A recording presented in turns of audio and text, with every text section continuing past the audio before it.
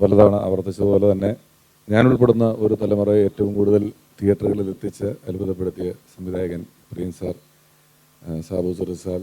ഞാനൊക്കെ അസൂയയോടുകൂടി കലാലയകാലത്ത് ചന്തു കൂവിയത് മാത്രമേ ചാക്കോച്ചൻ അറിയാമായിരുന്നുള്ളൂ. അതുകൊണ്ട് ഞാൻ കൂട്ടത്തിൽ കൂടെ നടക്കുന്നുണ്ടെങ്കിലും ആ കാലത്തൊക്കെ എല്ലാ പെൺപിള്ളേരുടെ ഓട്ടോഗ്രാഫ് ബുക്കിൻ്റെ കവറിലൊക്കെ ഈ ചാക്കോച്ചൻ്റെ പടമൊക്കെ കണ്ട് ഒരുപാട് അസൂയപ്പെടുകയും അങ്ങനെ പറ്റിയാൽ കറണ്ട് പോകുന്ന സമയത്ത് കൂവുകയും അല്ലെങ്കിൽ നമ്മളെ കൂവുകയും നിറയുകയൊക്കെ ചെയ്തിട്ടുള്ള ചാക്കോച്ചൻ. പിന്നെ മുന്നിലൊരു സെറ്റ് ആർട്ടിസ്റ്റുകൾ ഇരിക്കുകയാണ്. പുതിയ തലമുറയിൽ ഏറ്റവും പ്രഗത്ഭരായിട്ടുള്ള ആളുകൾ നസ്രിനും കല്യാണിയും ചന്തു ഉൾപ്പെടുന്ന എല്ലാവരും ഇരിക്കുകയാണ്.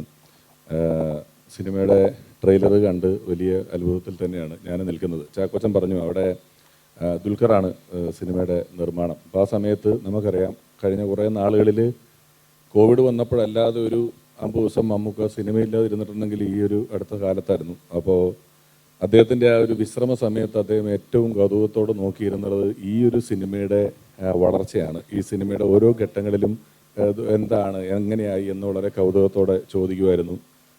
ഈ നമുക്കിടയിൽ നടക്കുന്ന ആളുകളെ പറ്റിയും നമ്മുടെ സ്വാഭാവികമായ കഥയൊക്കെ പറയാനൊക്കെ പറ്റും.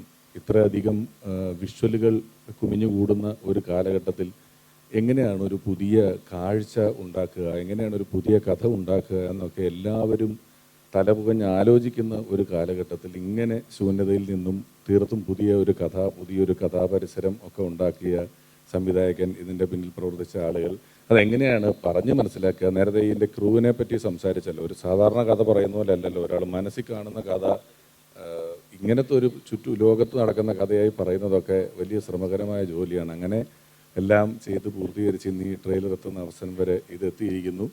ഒരുപാട് പേരുടെ വലിയ അധ്വാനം ഈ ചിത്രത്തിന് പുറകിലുണ്ട്. അവരുടെ എല്ലാം അധ്വാനം ഏറ്റവും ഗംഭീരമായി ഫലം കാണട്ടെ, ഏറ്റവും സൂപ്പർ ഹിറ്റായി ഈ ചിത്രം മാറട്ടെ എന്ന് ആത്മാർത്ഥമായി ആശംസിക്കുകയും പ്രാർത്ഥിക്കുകയും ചെയ്യുന്നു. ഈ പറഞ്ഞതുപോലെ പ്രേം സാർ പറഞ്ഞു കല്യാണി അഭിനയിക്കുന്നത് വലിയ പ്രതീക്ഷിച്ചിരുന്നില്ല അങ്ങനെയെന്നൊക്കെ. ഞാനിങ്ങനെ കൂട്ടി വായിക്കായിരുന്നു. ഇത് ചന്ദ്ര എന്ന് കല്യാണി കഥാപാത്രത്തിൻ്റെ പേര് പറഞ്ഞപ്പം ഞാനൊക്കെ ചന്ദ്രലേഖ കണ്ടിട്ടുള്ള ആൾക്കാരാണ്. ഇതിപ്പോൾ ചന്ദ്രയുടെ ലോകം അതിൻ്റെ ഒരു ലോഞ്ചാണ് വന്നിരിക്കുന്നത്. അവിടെ ഈ വലിയ ആളുകളോടൊപ്പം വരാൻ പറ്റിയതിലുള്ള സന്തോഷം അറിയിക്കുന്നു. എല്ലാവർക്കും ഒരിക്കൽ കൂടി നന്ദി. All the best.